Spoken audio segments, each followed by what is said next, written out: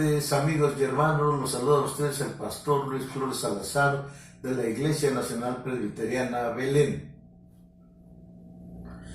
Ahora les voy a pedir que hablen la palabra del Señor en Apocalipsis capítulo 2 del versículo 18 al 28. No es fácil para la mayoría de las personas dejar de ser el centro o ponerse al centro y no querer servir a los demás. No tienen algún sentido de humildad. Como no fue fácil a la sociedad reconocer la historia o la teoría de Nicolás Copérnico, que eso era una realidad de que la Tierra no era el centro del sistema solar, sino que el Sol era el centro del sistema solar, pues la Tierra gira alrededor del Sol. El reino de Dios no es la iglesia. El reino de Dios es el centro de la iglesia, el medio que gira alrededor del reino. La iglesia es más bien la servidora del reino. O sea, la iglesia está para servir, no para ser servido. Entonces podemos deducir o decir que nos edificamos en el reino y el reino viene a nosotros, por cual la iglesia es la anunciadora, testigo fiel y la señal del reino. Esto es muy importante entender, que nos sirve para servir a sí misma, no, sino para servir a los demás. La iglesia de Tiatira estaba llena de orgullo, estaba llena de vanidad, había mucha apatía, había también caído en muchos excesos licenciosos, permitiendo la falsa profetisa llamada Jezabel. Enseñaba a comer lo sacrificado a los ídolos, y esto estaba totalmente prohibido por Dios. Es por eso que la iglesia de Tiatira recibe 3 reprimendas, la cual nos indica que el dominio cristiano jamás vendrá por medio de medios paganos, o sea, sino por medio de la santidad, de la fidelidad y del servicio y la humildad. Sobre todo, es importante reconocer que ante todo un cristiano debe de ser humilde. Y veamos lo primero que les dice el versículo 18, y dice así: escribe al ángel de la iglesia en Tiatira, el Hijo de Dios, el que tiene los ojos como llamas de fuego, semejante al bronce bruñido. Y él dice esto: yo conozco tus obras, tu amor y tu fe, y servicio y tu paciencia, y que tus obras mejores que las postreras. Estamos viendo aquí la corrupción de la iglesia. Aquí vamos a ver primero los significados que nos está dando cuando nos habla del Hijo de Dios. Y dice, como llamas de fuego, significa que la ira del Señor estaba encendida, y que el Cristo resucitado frente al pecado es su permanente o penetrante o más desnudo mostrar su coraje, el disfraz de la gente al no reconocer sus secretos más íntimos. Sus pies y latón de bronce bruñido hablan de juicio que pronto vendría. Por esta razón Cristo exhorta durante este tiempo a la iglesia, porque se había corrompido en la más grande idolatría.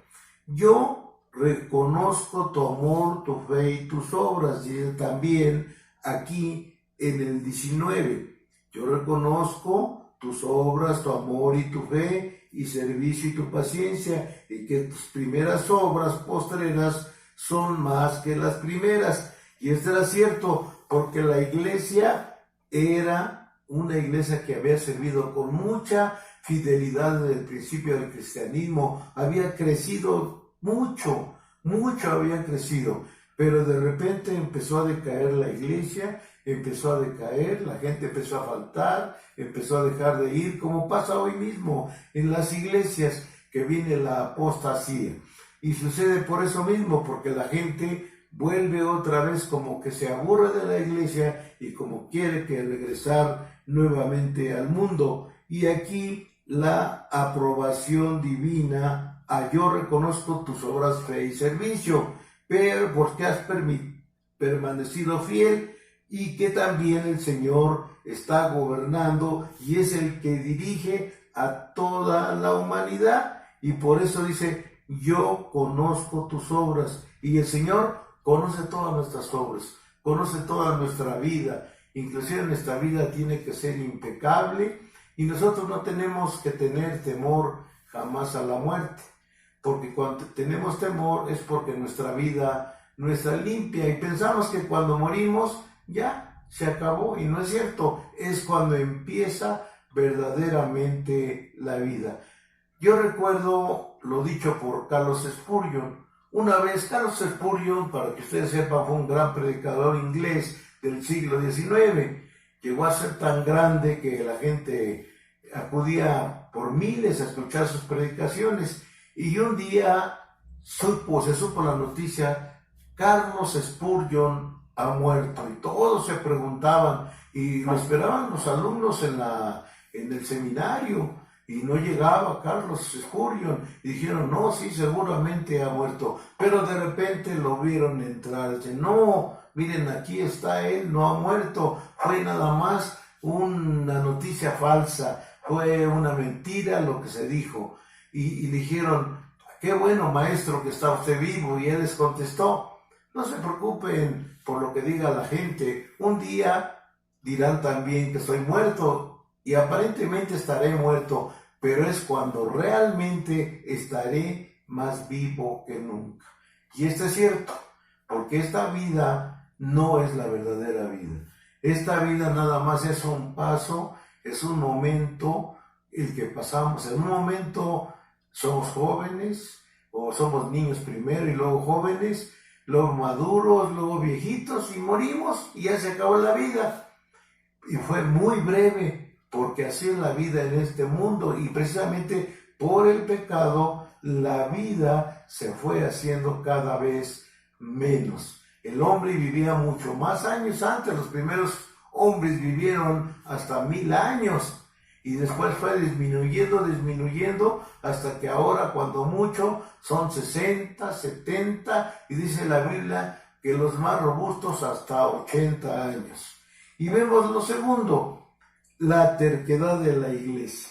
La iglesia no escuchaba lo que estaba diciendo el Señor. El Señor estaba hablando en todos los tiempos y nos sigue hablando, y más en este tiempo de que están sucediendo esta pandemia, estos problemas, estas situaciones tan difíciles que no terminan ni tienen para cuándo terminar. Sin embargo, nosotros nos tenemos que adaptar. Sin embargo, nosotros tenemos que seguir adelante. No nos podemos quedar siempre encerrados, pero tampoco podemos exponernos.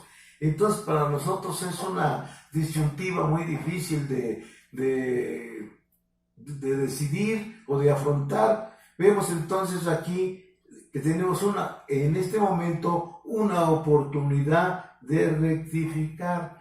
Podemos rectificar todo lo malo que hemos hecho. Podemos corregir todo lo malo. Mucha gente se preocupa porque pues no ha ido al gimnasio, que porque ya subió de peso, que porque ya le creció el pelo, que porque no ha salido de vacaciones. Pero no, lo más importante tiene que ser nuestra vida espiritual. Aquí la invitación a arrepentirse para evitar más tribulaciones futuras. Dice en el versículo 21, nos dice, y le he dado tiempo para que se arrepienta, pero no quiere arrepentirse de su fornicación. O sea, la gente persiste en su necedad. Parece que no escucha todo menos a Dios. Y vemos la demostración divina del corazón escudriñado. Él ya conoce y sabe todo lo que nosotros hacemos, y seremos juzgados según nuestras obras. Ya no somos niños. Dice, antes vivíamos como niños, comíamos como niños, éramos como niños. Pero ahora que hemos crecido, ahora que somos grandes, tenemos que pensar como grandes y tenemos que tener una idea, un pensamiento siempre espiritual. No pensar nomás en lo terrenal, pensar más en lo que permanece, no en lo que perece, sino que para vida eterna permanece. Es por eso muy importante lo que nos dice aquí, se tiene que arrepentir y pedir un perdón total. Muchas veces se pide perdón, Señor, mientras estamos en el problema o tenemos la situación, lloramos, le pedimos perdón a Dios, decimos ya no lo voy a volver a hacer y otra vez volvemos a lo mismo. Dice la palabra del Señor que no podemos estar crucificando a Cristo a cada instante. Él murió una sola vez por el pecado. Y este pecado o esta muerte en la cruz por nuestros pecados nos debe hacer reflexionar para que nosotros tengamos una vida de limpieza total. Tenemos que empezar a limpiar la casa. Así como ahora se tiene que limpiar todo para que no se contamine, así nosotros hemos sido limpios con la sangre de Cristo. Debemos de cuidar que no se vuelva a contaminar nuestra casa. ¿Cómo lidiar con la tentación y el pecado? Nos podemos hacer la pregunta y lo que debemos hacer es estar en más constante oración, estar más cerca de Dios, estar más entregados. Y es un ejemplo. Cuando se poda un jardín, pues mucha gente lo poda con una podadora, pero podan nada más los de encima y salen malas ramas y vuelven a crecer feas y otra vez el jardín nunca está parejo, nunca está uniforme como en unas partes, como en Japón. Ustedes han visto los jardines de Japón, qué bonitos son, pero ¿saben por qué es? ¿Por qué están así? Porque siempre les están quitando la mala hierba. Y eso es lo que nosotros tenemos que hacer, quitar todo lo malo de nuestro corazón para que permanezca limpio el jardín de nuestro corazón. Y vamos a ver lo tercero, lo que dice aquí. En el versículo 24 nos habla de la estabilidad de la iglesia. En el versículo 24 dice así: pero nosotros y los demás que están en Tiatira, en cuanto no tienen la doctrina, no han conocido como ellos llaman, las profundidades de Satanás. Y yo os digo, y no les impongo carga, espero que tengáis respeto y que hagas esto hasta que yo venga. O sea, que nos guardemos limpios, que nos apartemos del pecado. Ya de una vez que hemos emprendido el camino a la ciudad celestial, debemos de permanecer en ese camino, no en ratos ir por el camino y en ratos salirnos y irnos por el camino equivocado. Aquí la invitación a retener lo bueno, dice el apóstol Pablo, escudriñarlo todo, retener lo bueno, desechar lo malo. Y dice, y el poder espiritual vendrá sobre vosotros y saldréis vencedores. Es la única manera de vencer. El Señor nos da el espíritu de poder lograrlo y tendremos todas las bendiciones ahora y para siempre. Y las promesas para el que venciera. Tendrá la plena posición con Cristo, símbolos de su presencia, de la eternidad y la seguridad total de estar con el Señor para siempre. En el versículo 25 o 26 dice: al que venciere y guardare mis obras hasta el fin, yo le daré autoridad sobre las naciones. O sea, nos está prometiendo el dominio de los mundos, el dominio de todo el universo, de todo lo que nosotros no conocemos. Por ejemplo, nos intriga la palabra que Cristo le dijo al malhechor que estaba con él, al lado de él en la cruz, cuando le dice: hoy mismo estarás conmigo en el paraíso. Y nos preguntamos todos, ¿cómo será el paraíso? Y preguntamos, analizamos, vemos, nadie sabe cómo es el paraíso, pero se supone que el paraíso, según algunas partes de la Escritura, el paraíso es algo muy especial. Por ejemplo, la Biblia fue escrita en hebreo y griego, pero las palabras que aquí se traducen por paraíso se cree que tienen origen persa. y se refieren a un huerto, a un lugar, a una belleza inigualable de grandes y maravillosos frutos.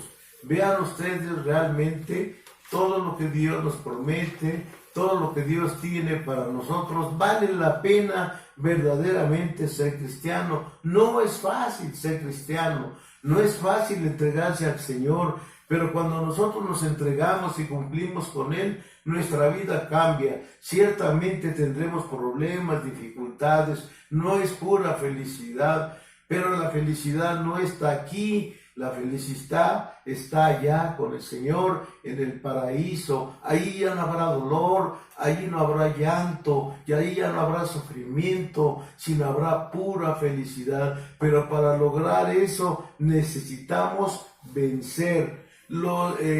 Cuando se nos habla, muchas veces se nos habla, Pablo más bien habló en la Biblia de 3 cielos, y nos quedamos pensando nosotros, ¿cómo es hablar de los 3 cielos?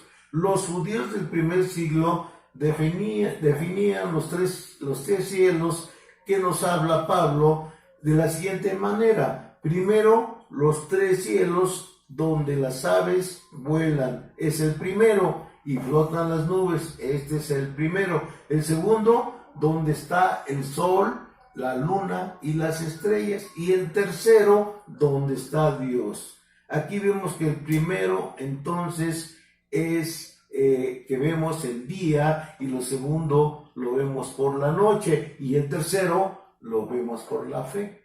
De esta manera podemos catalogar los 3 cielos. Vemos aquí los segundos de la palabra paraíso.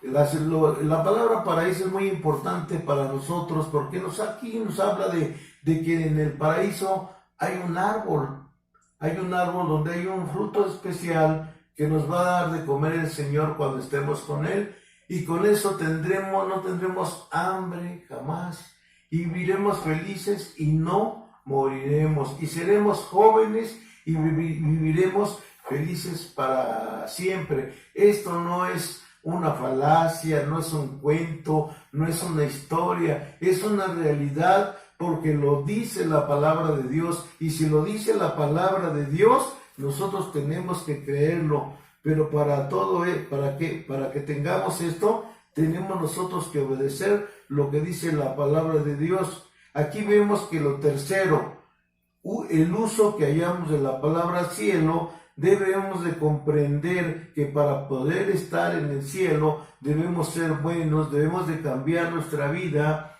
y poder ganar lo que el Señor nos promete. El Señor nos da muchas promesas. El Señor habla que cada vez la corrupción de la iglesia es más grande y la terquedad de la iglesia persiste, o sea, parece que no entiende. Acabo de escuchar la noticia de que apenas abrieron las playas allá en Cabo San Lucas y ya están abarrotadas de gente allá, no se preocupan por nada, y sin embargo está la situación difícil, está la situación tremenda, y sin embargo no obedecen a la palabra del Señor. Y vemos aquí que esto es muy importante. Debemos nosotros, para concluir, que no quede duda, la iglesia debe ser una iglesia estable, una iglesia no como la de Tiatira, que primero fue una gran iglesia y después decayó. La iglesia de Tiatira es la historia más triste, pues acusa de estas fallas, que fue cuando hizo su aparición en Roma, y que cayeron, muchos creyeron en la doctrina de una tal Jezabel. Lo que hacían que se sacrificaran cosas a los ídolos y luego se le ofrecían a Dios, era una tremenda herejía. El Señor nos da muchas promesas, y aquí nos dice las promesas que nos da.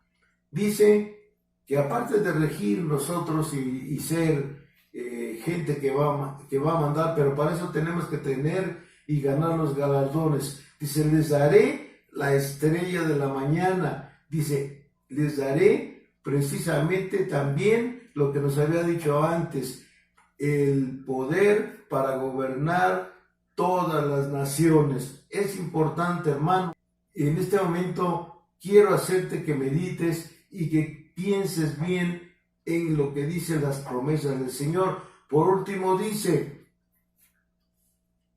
te daré la estrella de la mañana. El que tiene oídos que oiga lo que el Espíritu dice a las iglesias. Amén. Amado hermano, vamos a orar. Pero antes de orar, quiero invitar, si tú quieres hacer esta oración conmigo, que será muy importante para tu vida. Esto hará que tu vida cambie. Muchas veces nosotros queremos cambiar, pero nosotros no podemos cambiar solos. Necesitamos la ayuda del Espíritu Santo. Y para tener el Espíritu Santo, necesitamos arrepentirnos de todos nuestros pecados. Pero primeramente tenemos que arreglar nuestras cuentas con Dios. Tenemos que pedir perdón a Dios. La palabra de Dios en el libro de Romanos, en su capítulo 8, del versículo 8 al 10 dice, esta es la palabra de fe que predicamos, que si confesares con tu boca que Jesús es el Señor y que el Señor se levantó de los muertos, serás salvo, porque con el corazón se cree para justicia y con la boca se confiesa para salvación. Si gustas hacer esta oración conmigo. Señor Todopoderoso, Creador del cielo y de la tierra, yo me arrepiento de todos mis pecados.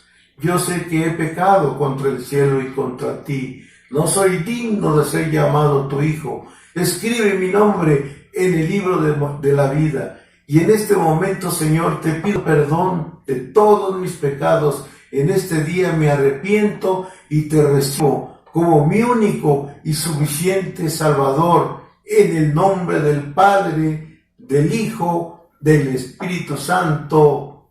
Amén.